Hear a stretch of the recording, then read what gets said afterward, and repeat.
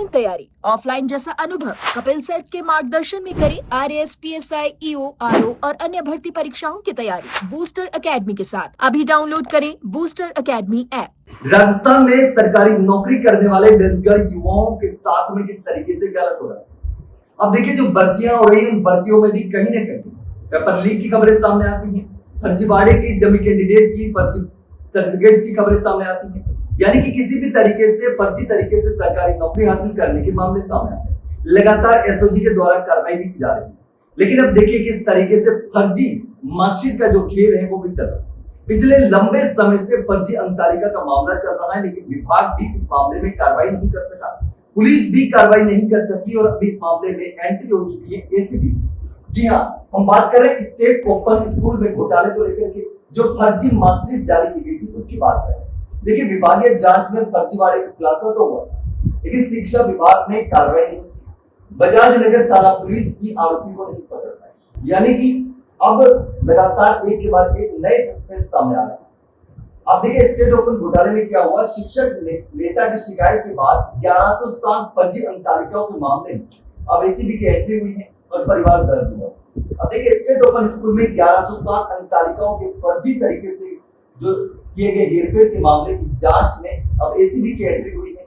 शिक्षक नेता की शिकायत के बाद एसीबी ने इस मामले पर परिवार दर्ज किया है। इसके बाद एसीबी ने शिक्षा विभाग को पत्र लिखकर कहा है कि शिक्षा विभाग की जांच में यदि यह मामला भ्रष्टाचार निवारण अधिनियम का उल्लंघन पाया जाता है तो इस मामले को एसीबी को भेजा जाए। पिछले दिनों अखिल भारतीय विद्यालय शिक्षक संघ अरस्तु के अध्यक्ष रामकृष्ण अग्रवाल ने एसीबी में शिकायत की थी और उसके बाद एसीबी ने एक्शन लिया।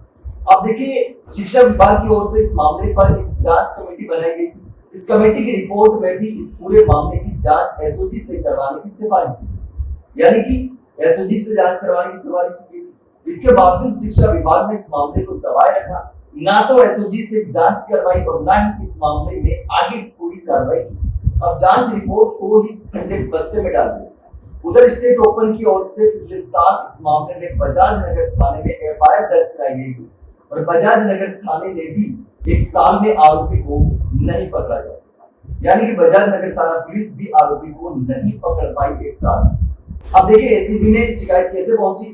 तो रामकृष्ण अग्रवाल ने एसीबी को शिकायत भेजी थी और उसने कहा था कि स्टेट ओपन में एक संविदा कर्मी अंक तालिकाएं बदलता रहा, उसने 1100 से अधिक अंक तालिकाओं में हेरफेर किया। उसके बावजूद विभाग के अधिकारी इस मामले पर मौन है, कोई बोलने को तैयार नहीं। इस अंक तालिका घोटाले को कंडे बस्ते में डालने का प्रयास किया जा रहा है।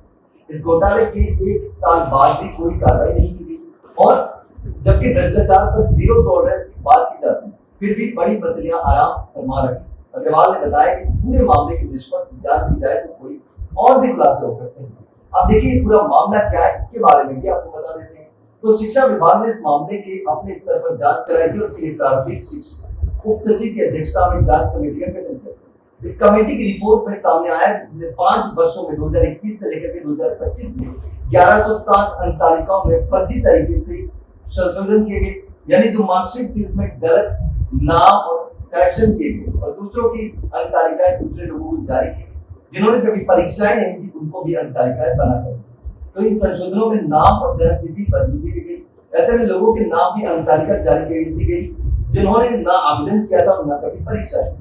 विभागीय जांच में सामने आया कि प्लेसमेंट एजेंसी के जरिए संविदा पर लगे राकेश कुमार शर्मा को डीओआईटी ने सुपर एडिशन के अधिकार दे दिए एडमिन के, तो उसने उस अधिकार का गलत इस्तेमाल करके फर्जी तरीके से अंक तालिकाएं जारी कर।